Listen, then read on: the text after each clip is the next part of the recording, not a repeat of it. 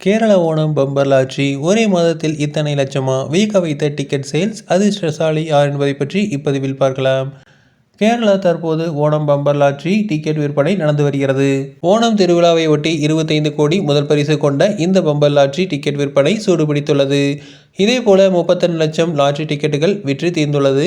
ஒரு டிக்கெட்டின் விலை 500 ரூபாயாகும். வரும் 27ஆம் தேதி இதற்கான குலுக்கல் நடைபெறுவதால் 25 கோடியை தட்டி தூக்கும் அதிர்ஷ்டசாலி யார் என்ற எதிர்பார்ப்பு ஏற்பட்டுள்ளது.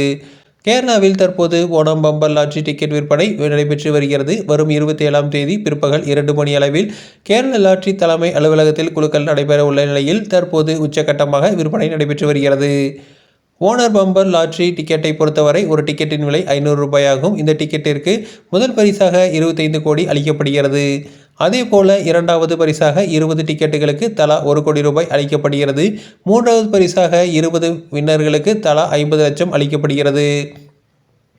முதல் பரிசு தொகை 25 கோடி என்பதால் கேரள லாட்டரி பிரியர்கள் தங்களுக்கு ஒரு அதிர்ஷ்டம் அடித்து விடாதா என்ற இயக்கத்தில் டிக்கெட்டுகளை வாங்கி வருகிறார்கள்.